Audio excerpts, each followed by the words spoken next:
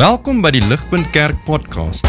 As Ligpunt Gemeente is dit ons begeerte om God te verheerlik deur disippels te wees wat disippels maak en 'n kerk te wees wat kerke plant. Geniet hierdie week se preek.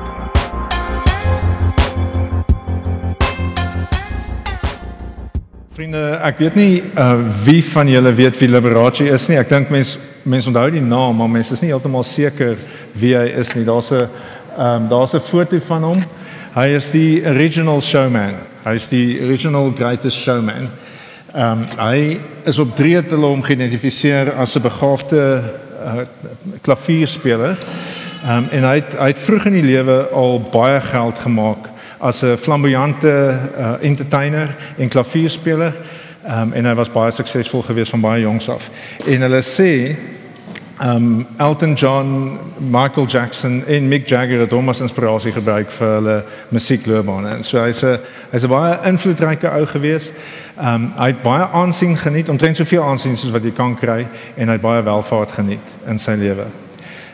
En dis dinge wat ons baie keer na hunker, nee. Ons harte hunker, as ons stop en daaroor dink, hunker ons harte na aansien en welvaart. Maar Liberace is op 67 oorlede in 1987 en hy het 'n massiewe rykdom agtergelaat. Hulle sê hy het 30.000, hulle het 'n vertoning gehou by soos 'n skou of 'n ding met 30.000 van sy ornamente. Die mense het op baie tyd in 1987 het hulle $6 betaal om te gaan kyk na hierdie rykdom van hom. $6, min of meer R100, 35 jaar terug. Mense was bereid om baie geld te betaal om te gaan kyk na iemand se massiewe rykdom.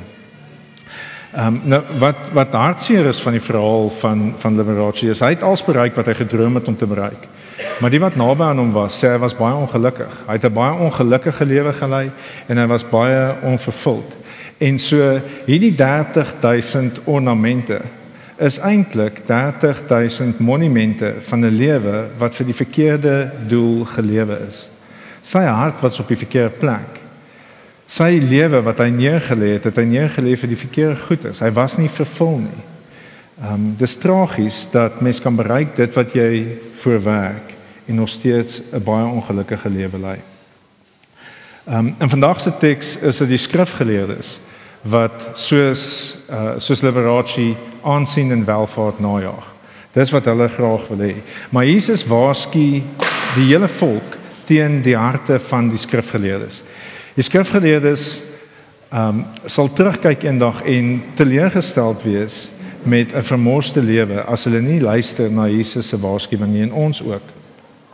Die skrifgeleerdes was veronderstel om die volk te help om God lief te hê en hom met opregte harte te dien. Maar weens hulle eie begeerte om aansien te kry en welvaart te geniet, was hulle aanbidding van God was korrup geweest. Hulle was geestelik bankrot geweest. En dieselfde risiko bestaan vir ons. Ons kan maklik in 'n skyn van om God te dien, kan ons baie maklik skynheilig wees soos die skrifgeleerdes en eintlik lewe vir aansien en welvaart. Maar Jesus help ons. Hy help ons in hierdie Lukas gedeelte wat ons vanoggend na gekyk het om die wêreld op 'n ander manier te beskou. Hy vergelyk die skrifgeleerde met die arm weduwee en hy wys uit hoe hulle skynheilig is, maar hoe haar aanbidding van God opreg is. En ons gaan dit vanoggend doen. Ons gaan vanoggend kyk na die opregtheid van die opregte aanbidding van die weduwee en die skynheiligheid van die Fariseërs. En so voor ons dit doen, moet ons net vinnig stil staan en dink, wat het ons nou al gesien in die vrygewigheidsreeks uit Lukas uit? Die hoofding wat ons gesien het, is dat God vrygewig is.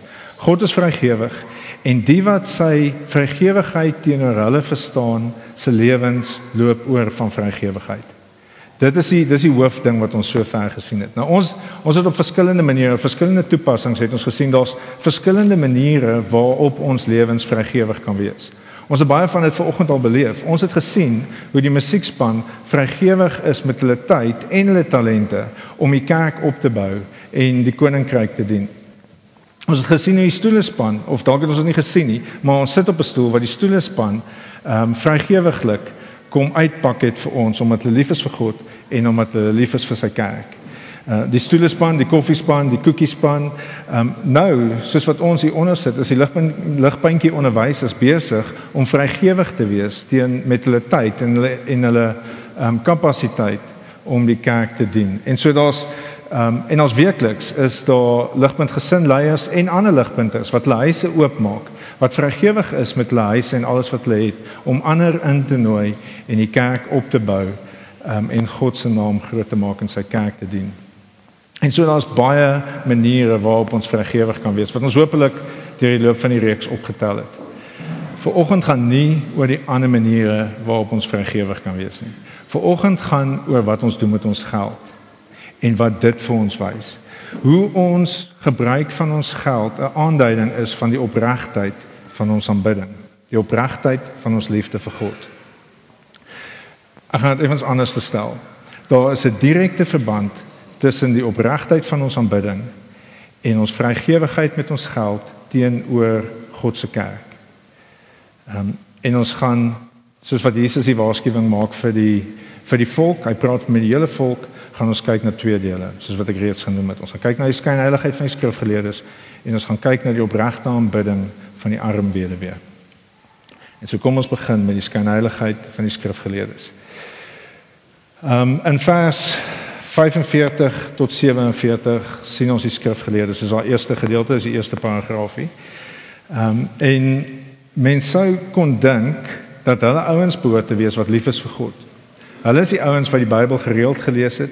Hulle is die ouens wat God verstaan het. Hulle het verstaan hoe God in die geskiedenis van Israel hulle gehelp het en hulle sy volk gemaak het. Maar hierdie ouens aanbid nie vir God nie, hulle aanbid aansien en welvaart. En daarom waarsku Jesus hulle in vers 46 sê hy: wees op julle hoede vir die skrifgeleerdes, vir die skrifkenners. En dan gee hy 5 redes hoekom die volk moet versigtig wees vir die skrifkenners. Die eerste een is hulle hou daarvan om stolasms te dra. 'n Stolasm is 'n flowing robe in Engels. Dit is amper ietsie soos wat liberatie aangehaat het. Dis iets wat jou laat uitstaan in 'n menigte mense. Dit laat jou gesofistikeerd lyk. Dit laat jou lyk asof jy dinge onder beheer het en asof jy 'n bietjie verhewe is bo ander. Mens kan duidelik sien hulle die aandag geniet, so in die markplein wil hulle gegroet word. As hulle stap by mense, dan hou hulle daarvan as mense hulle herken en hulle groet.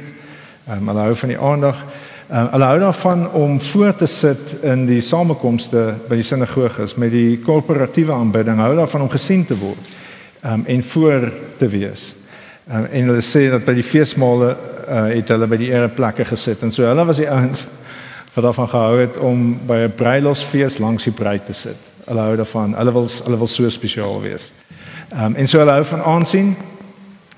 En dit is iets wat ons voor kan lag of ons kan dit wat in ons eie harte is wat dieselfde begeerte is identifiseer en 'n klein bietjie versigtig wees.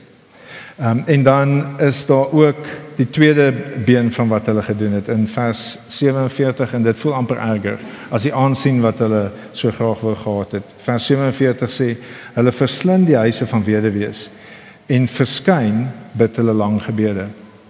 En so wat hulle doen is hulle is waarskynlik as skrifgeleerdes is hulle die ouens wat die wet ken en so hulle is die ouens wat help om die boedel te beredder.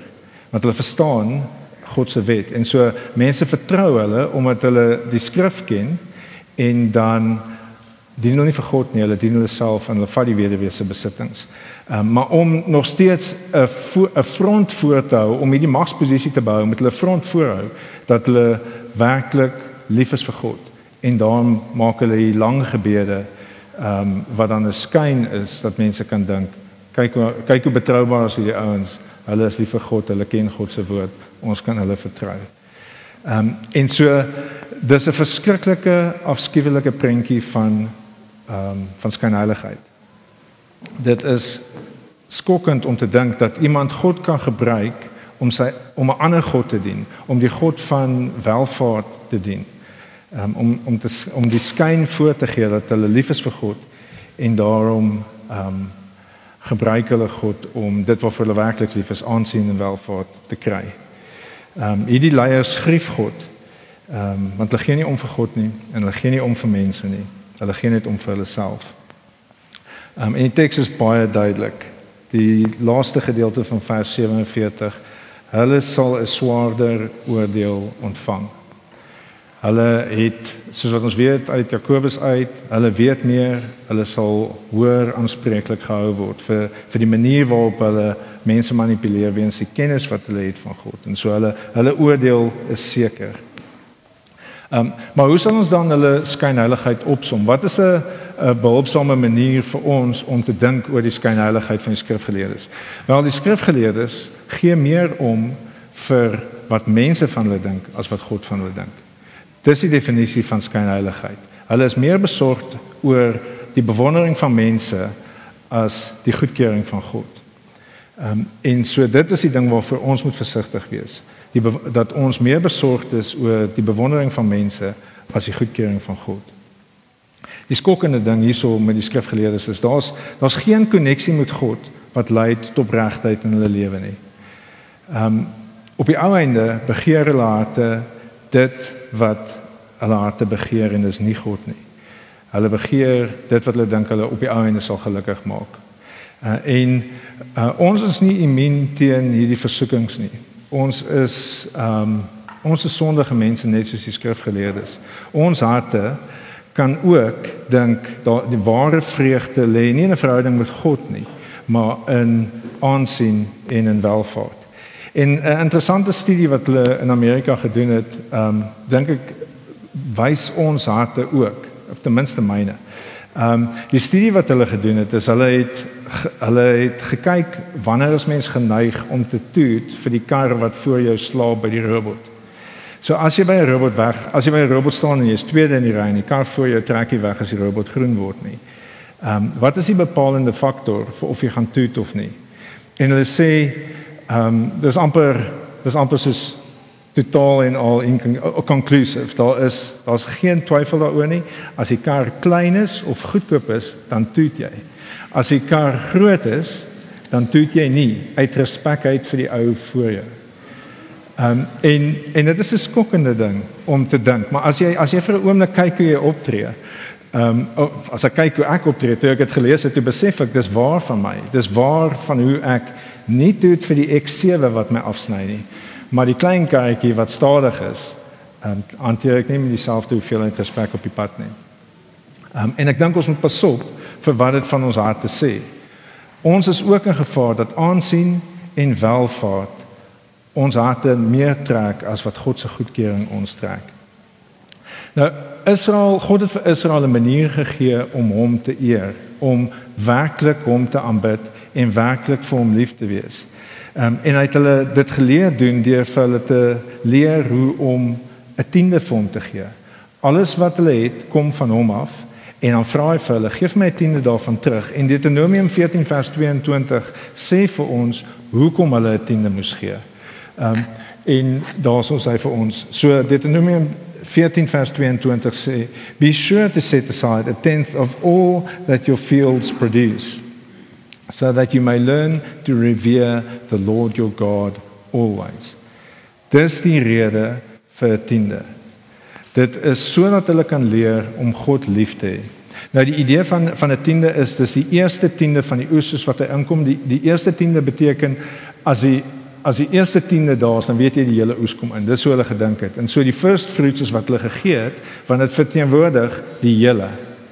Hulle het eintlik die eerste tiende gegee om te sê die hele oes kom van God af en so ons is dankbaar vir God se voorsiening.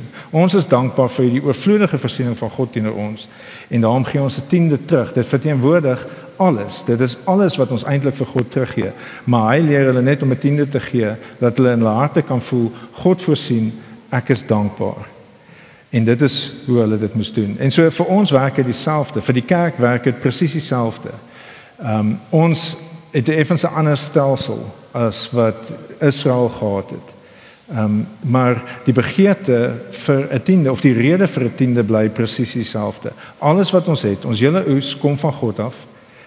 En die eerste tiende wat ons aan hom teruggee, leer ons harte, ons is dankbaar, God voorsien vir ons is lief vir hom.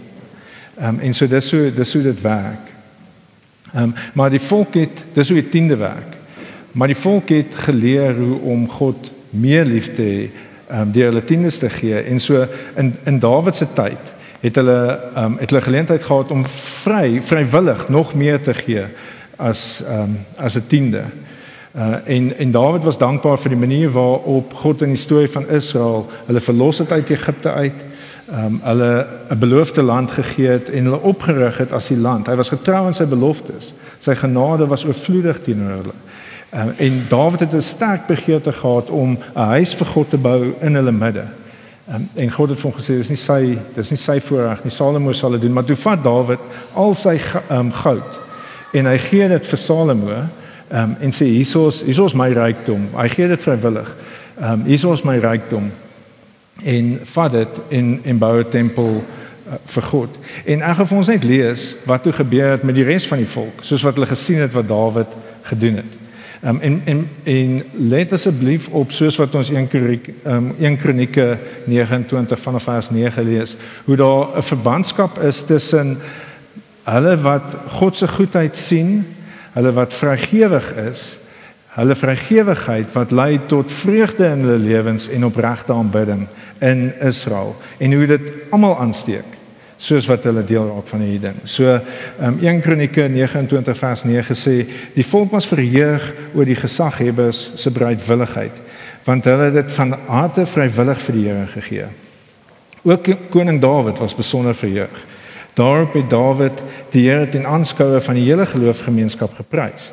Dawid het gesê, U moet geprys word, Here, God van ons Vader Israel, van altyd en vir ewig.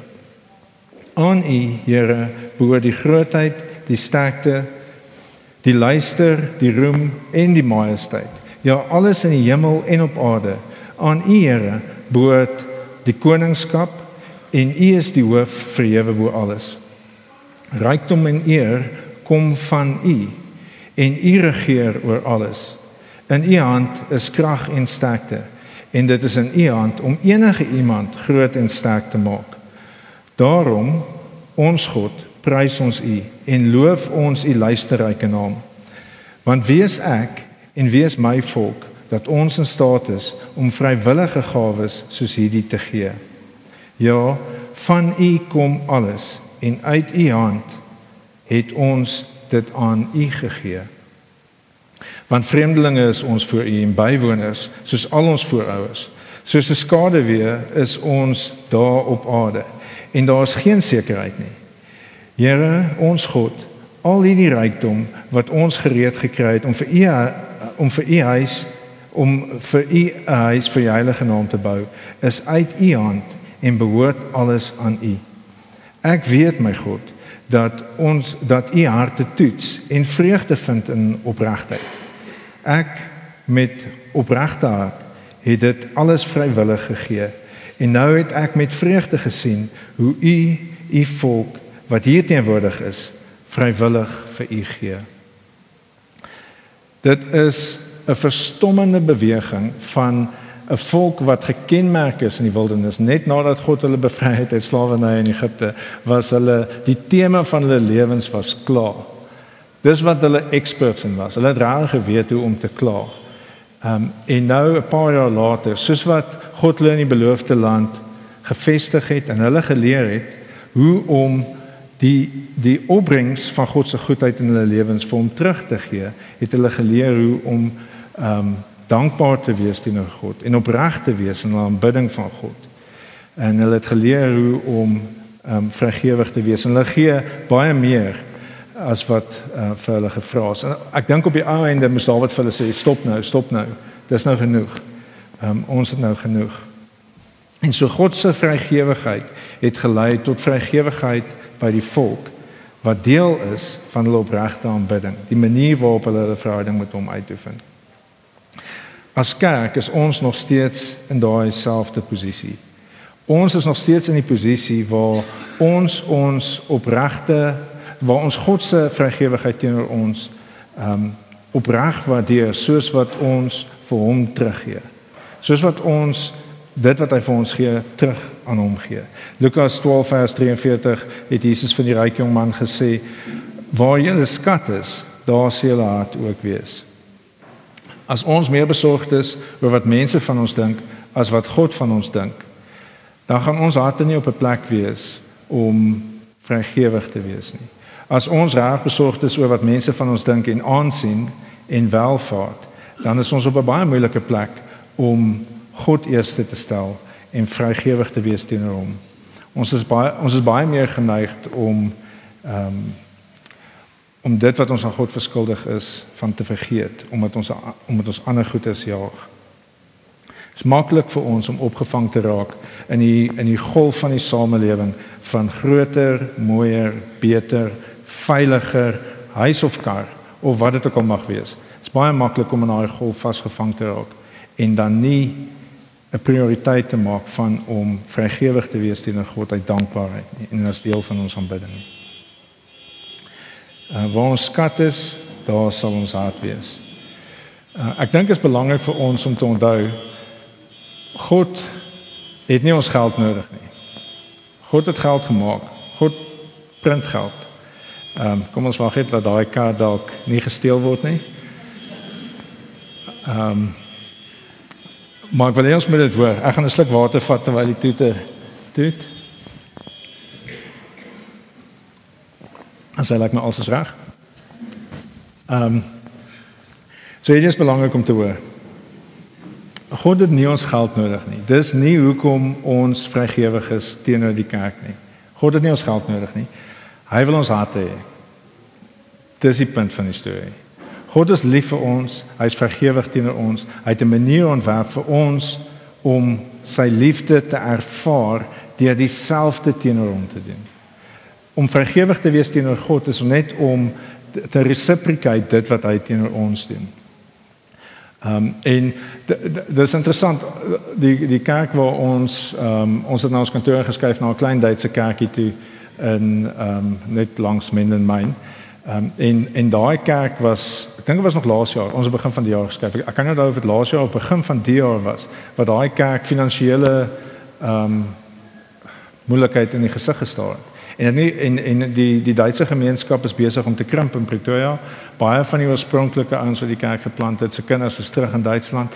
En so dit lyk na 'n hopelose situasie. Dit lyk nie asof daar finansiële voorsiening vir so 'n instansie kan wees nie. Waar sal dit vandaan kom? En hulle het nog vir die gebou en die fasiliteite het hulle nog 70,000 euro se skuld gehad. En mens kan jouself indink, hoe voel die leierskap van daai kerk? Waar gaan die geld vandaan kom? Hoe kan God dit voorsien? Met 'n kerkie wat net besig is om kleiner te word. En die leierskap het so rukkie terug met ons gedeel hoe 'n ou tannie wat in die kerk was, 'n getroue ou tannie wat maar net daar was, het gesterf en sy het 'n tiende van haar boedel na die kerk toe laat kom. En dit is toe 90,000 euro. Wat toe die skuld afbetaal het, maar wat toe ook hulle in staat gestel het om ons te help. En nie net vir Ligpunt te help nie, maar vir Campus Outreach te help en vir Red Door te help en vir Church of Mamelodi te help. En vir al die bedienings wat vanuit hulle gebou uit funksioneer te help. En so dis verstommend wat God kan doen deur die vrygewigheid van sy mense. Nou daai tannie sien nie die vrug van haar vrygewigheid nou nie. Maar nou, soos wat sy in die hemel is ek seker Jesus sê vir haar ook.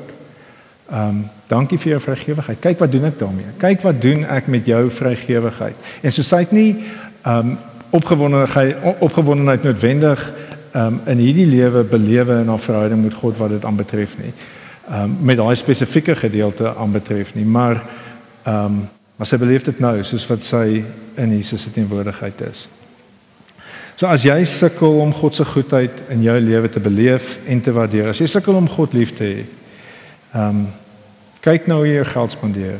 Kyk nou hoe jy dit wat God vir jou gee, investeer. Dis maklik om te sien, dis maklik om te sien waar jou hart is. Dis maklik om te sien of jy waardeer wat God vir jou doen deur te kyk waar jy jou geld sit.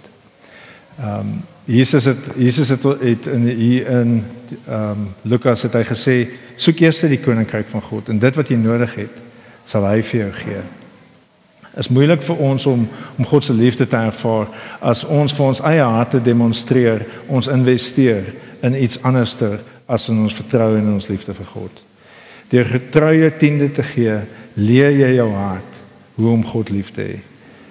En jou aanbidding word opreg.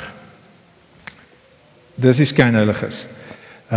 Die weduwee en hopelik heel wat vinniger, die opregte weduwee was lief vir God gewees. En so kom ons kyk vinnig na wat ons van haar leer. Nou die mense was van oral oor in hoofstuk 21, ons is nog steeds by die tempel en die mense is van oral oor in Jerusalem om die Paasfees te vier. En so almal is daar, almal is besig om hulle tiendes te kom gee by die tempel en dan sien Jesus, daar's klomp mense wat hy ryk noem, wat baie geld insit en dan sê hulle vir ons, die weduwee het 2 lettona ingegooi. Nou 2 lettona, sê die kommentators, is gelykstaande aan 5 minute van arbeid teen minimum wage. So in Suid-Afrika is die minimum loon is R23.19 per uur en so die ekwivalent 5 minute teen R23.19 per uur, die ekwivalent is R1.93. So wat die vrou ingesit het. En dit klink nie baie indrukwekkend nie. So ouens kom, hulle ryk boere, bring hulle oeste in en hulle sit dit daar neer en almal dink, wow, dis amazing. Hoe vrygewig is hulle? Hulle moet seker baie lief wees vir God. Jesus kyk en hy sien R1.93 en hy sê, daai vrou is waarlik vrygewig. Daai vrou is lief vir God. Kyk wat sê hy in vers 3. Hy sê, waarlik, ek sê vir julle, hierdie weduwee wat brandarm is, het meer ingegooi as hulle almal, want hulle het almal uit hulle oorvloed by die bydraes ingegooi, maar sy het, ten spyte van haar behoeftigheid, alles ingegooi wat sy gehad het, haar hele lewensonderhoud. Sien, Jesus se standaard is anderster. Hy kyk nie na hoeveel mense ingooi nie. Hy sien eintlik raak, iets wat ons nie kan raak sien nie, hoeveel hulle oor het. Liberace se lewe was tragies omdat hy 30,000 ornamente gehad het, monumente van 'n lewe wat vir aansien en welvaart gelewe is. Dis hartseer. Die vrou het niks oor gehad nie. Maar ons kan baie duidelik sien waar haar belegging was. Haar belegging, sy het haar lewe gelewe vir God en daarom het sy alles gegee wat sy gehad het. Die maatstaf vir opregtheid en aanbidding is dus nie hoeveel ons gee nie, maar hoeveel ons oorhou. Nou, net vir die wat bekommerd is, geen finansiële adviseur sal adviseer dat jy elke laaste sent wat jy het weggee nie. En ek dink ook nie enigiemand in bediening sal dit met 'n skoon gewete kan doen nie. En so die vrou hou Jesus op as 'n voorbeeld, nie omdat ons almal veronderstel is om alles weg te gee nie. Dis glad nie die punt nie. Die vrou was nie veronderstel om as jy nie inkomste verdien nie, dan gee jy nie 'n tiende nie. En so sy was nie veronderstel om te gee nie. Sy wou gee. En dis wat Jesus raak sien. Sy is lief vir God. Sy vertrou dat God sal vir haar voorsien. Sy wil graag deel wees van hierdie aanbidding van God met haar finansies. En daarom gee sy so. Daarom gee sy opreg. Daarom vertrou sy dat God sal vir haar vanmôre voorsien. En daarom is haar selfopofferende vrygewigheid die ding wat Jesus eer. Sien, hierdie vrou is soos wat Jesus beskryf vir die gelowige behoort te wees. Sy is, hoofstuk 12 sê Jesus gesê, ons moet ryk wees teenoor God. Hierdie vrou is ryk teenoor God. In hoofstuk 12 vers 22 tot 31 het Jesus gesê, moenie angstig wees nie. Soek eers die koninkryk van God en God sal vir ons voorsien. En hierdie vrou was so gewees. In hoofstuk 5 het God gesê, laat jou lewe agter en volg my. En dis wat die vrou doen. Nou hier by Ligpunt is dit 'n baie groot voorreg om te sien hoe daar mense is wat soos die vrou is. Daar's mense hier wat soos die weduwee is. Daar's mense wat God eer met hulle geld. En is toevallig dat Petrus in die week vir my vir ons die laaste jaar se syfers gestuur het. So ek gaan vir Bernie vra om dit vir ons op te sit. En so daar sit duidelik, so daar is die maande, dit is Julie tot Junie. Daar is die huishoudings wat bygedra het op 'n maandelikse basis en daar is die totale bedrag wat ontvang is. Hierso vir die kerk. En so wat 'n verstommende voorreg om te kan sien hoe God ons in staat stel as 'n gemeente om so ryklik te kan bydra. En ek moet ook sê, in die week was daar behoefte gewees en daar 2 groot bedrae aangekom. Is duidelik nie 'n tiende nie, is baie meer as dit. Dus daar was 'n bedrag van 120.000 en daar was 'n bedrag van 100.000 wat ingekom het op presies die regte tyd, op die dag wat Petrus dit nodig gehad het. En so daar was mense wat over and above vrygewig gegee het. En soos wat mense dit sien, voel mense 'n bietjie soos Dawid. Jy voel soos Dawid in 1 Kronieke 29 vers 14 wat sê, want wie is ek en wie is ons kerk dat ons in staat is om vrywillig gawes soos hierdie te gee. Ja, van U kom alles en uit U hand gee ons dit aan U terug. Daar's baie stories in Ligpunt. Ek is in die bevoorregte posisie om soms te hoor hoe mense dink oor geld en met mense te praat oor geld. Daar's baie mense in Ligpunt wat getrou is, wat selfopofferend gee en wat God moet vertrou dat hy sal voorsien. Daar's mense wat ek van weet wat nie 'n huis kon koop nie omdat hulle getrou aanhou gee. Daar's mense wat nie kan uit eet saam met vriende nie, wat nie saam met vriende op vakansie kan gaan nie, omdat hulle getrou selfopofferend bly gee. Daar's selfs mense in Ligpunt wat getrou aanhou gee, selfs al weet hulle nie of hulle die volgende maaltyd gaan kry nie en waar dit vandaan gaan kom nie. Hulle bly getrou want hulle dien God met hulle gawes. En ek wil sê dat hierdie mense is gewone mense. Hierdie is mense, baie keer as ons voorbeelde gebruik, van voor dan besef ek ons dat hulle klink soos engele. Hulle is nie saints nie. Dis mense wat sukkel met sonde. Dis mense wat sukkel by die werk, wat kwaad raak, wat foute maak. Maar hulle is mense wat besig is om hulle harte te leer om God lief te hê deur getrou te wees met dit wat God aan hulle toevertrou. Hulle is besig om te investeer in hulle verhouding met God. Hulle is besig om opreg God te aanbid. En baie kere is ek selfs in 'n bevoorregte posisie om te sien hoe God hulle genadig is. As gevolg van hulle getrouheid. God is genadig teenoor sy mense en hy leer ons en hy help ons. Nou, as dit jy is wat uit jou bietjie uitgee, selfs al is dit R1.93. God sien dit raak. Jesus het die vrou se bydrae raak gesien. En hy was verheug oor haar en het sy hart bly gemaak. Ek dink die beste manier hoe ek God se hart kan beskryf as 'n vader, soos wat hy ons vrygewigheid teenoor hom, ons geskenke teenoor hom ervaar, is die eerste keer wat my oudste dogtertjie vir my 'n geskenk gegee het. Dit was met Vadersdag, ek dink sy was 2 of iets soos dit, 2 of 3. Het hulle by die skool al gehelp om 'n kaartjie te maak. Het was 'n goedkoop printout van 'n foto van haar met 'n hartjie op. Wat sy gesê het, "Papa, jy is my," nou sê die hartjie vas, "Jy is my hartjie." Maar oogies glinster so in die foto, en toe sy het vir my gebring het haar oogies so geglinster, want sy was so bly om vir my iets te kon gee. En dit is hoe ons tiende teenoor God is.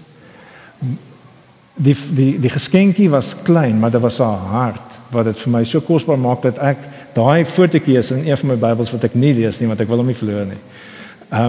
En so dit is hoe God se harte is teenoor sy kinders wat nou om te kom met vrygewige offers teenoor hom, vrywillige offers teenoor hom, omdat ons dankbaar is vir hom en lief is vir hom. Die weduwee het vrywillig alles wat sy gegee het, alles wat sy gehad het gegee, omdat sy lief was vir God. En dit is belangrik vir ons om te besef dat die weduwee het Jesus se liefde ervaar en weerspieël. Jesus het in die volgende hoofstuk, dis hoofstuk 21, in hoofstuk 22 doen Jesus dit wat die weduwee gedoen het op 'n veel groter skaal. Jesus gaan en hy lê sy hele lewe vrywillig neer en koop ons terug, sodat ons in 'n verhouding met God kan wees. Sien, dis nie net dat hy sy geld gevat het, of Jesus se rykdom word baie keer beskryf in Filippense, sê hy het sy rykdom wat hy in die hemel gehad het, agtergelaat en arm geword en in 'n kruis kom sterwe vir ons. Dit is meer as dit. Hy het nog armer geword, vrywilliglik. Hy het elke een van ons se laaste sonde op hom geneem en hy is daarvoor gestraf. En hy het dit vrywillig gedoen sodat ons in 'n liefdevolle verhouding met God kan wees. Jesus het sy lewe vir ons gegee. En sy vergewigheid teenoor ons is nie net op 'n geestelike vlak nie. Elke liewe dag is elke liewe ding wat ons ontvang is uit sy hand uit. En so Jesus se vergewigheid teenoor ons is oorvloedig. Dit is 'n wonderlike ding vir ons om dit te besef en dit te waardeer en in opregte aanbidding met hom vreugde te vind. As ons God se liefde wil ken, as ons liewer vir hom wil word, as ons op aanbidding wil opreg wees, moet ons leer hoe om vrygewig teenoor God te wees met ons geld. Dit is hoe God ons leer, met ons geld, met ons ander goedes ook. Maar spesifiek soos wat ons hier die weduwee by die tempel sien en die skynheilige skrifgeleerdes sien hoe hulle bid, maar geld steel, moet ons besef dat ons aanbidding met ons geld is belangrik en ons hou nie daarvan nie, ons hou nie daarvan om so oor geld te praat nie. Dit is nie vir my lekker om te dink oor geld nie, maar dis waartoe God ons roep. Dis die realiteit. As ons nie bereid is om die koneksie te maak tussen aanbidding en geld nie, is ons nie getrou teenoor God nie. En so ek sluit vir ons af. Liberace het alles gehad wat aansien en welvaart vir jou kan bied. En tog, nogtans was sy lewe hartseer en leeg. Na sy dood het hy 30.000 ornament monumente agtergelaat, wat vir ons 'n hartseer herinnering is van 'n lewe wat gemors is, 'n lewe wat vermors is. En ons weet dat al wat hom werklik diep sou kon vervul, is 'n gesonde verhouding met sy vrygewige, liefdevolle Skepper. Dis wat hy nodig gehad het om gelukkig te wees. Dis wat ons harte nodig het. En dit is wat Jesus vir ons aan die kruis bewerkstellig het. Is 'n liefdevolle verhouding met 'n liefdevolle Vader. En ons het nodig om, soos wat ons na geld kyk, te besef dat daar waar ons skat is, daar sal ons hart wees. Ons is almal op risiko om skynheilig te wees en meer om te gee vir wat mense dink as wat God dink. Maar ons het almal ook die geleentheid om na God toe te draai in getrouheid en vir hom te sê dankie vir Jesus se opoffering. Dankie vir u voorsiening. Help my om getrou te wees. Help my om getrou te wees met dit wat ek van u ontvang het, met my hele lewe en my geld. Help my om getrou te wees. En help my om met vreugde vrygewig teenoor u en die koninkryk te wees. En spesifiek teenoor die kerk te wees. Kom ons bid saam. Kom ons bid dat God ons help om dit te doen. Vader, ons dankie dat u 'n liefdevolle God is. Ons dankie dat u 'n God is wat nie ons geld nodig het nie. U het nie ons geld nodig nie. U het nie ons goed nodig nie. U is lief vir ons en u wil hê ons moet lief wees vir u. En dankie dat u vir ons 'n manier gegee het om te leer hoe om lief te wees vir u. Om te leer, om te waardeer dit wat u vir ons gegee het in die lewe. Vader, help ons asseblief om getrou na u toe te kom en nie te probeer om die guns te koop nie, maar te leer om die guns te waardeer deur getrou te wees met ons geld. Vader, help ons asseblief om u liefde te ervaar op 'n baie diep manier. Help ons asseblief om vreugde te ervaar in ons verhouding met u. En maak asseblief ons aanbidding van u opreg. Help ons asseblief om opreg U naam te kan grootmaak, om opreg te kan sê waarlik God is in beheer, waarlik God is lief vir my en God sorg vir my en hy is met my deur al die op en af van die lewe. Vader, ons dankie dat U genadig is en geduldig is met ons. Dit wat ons baie keer nie is nie. Dankie dat U anderste is en dat ons die liefde op kan staat maak. Ons dankie daarvoor en ons prys U in Jesus naam. Amen. Vir meer inligting oor Ligpunt Kerk, besoek gerus ons webwerf op www.ligpunt.com of kontak ons gerus by info@ligpunt.com.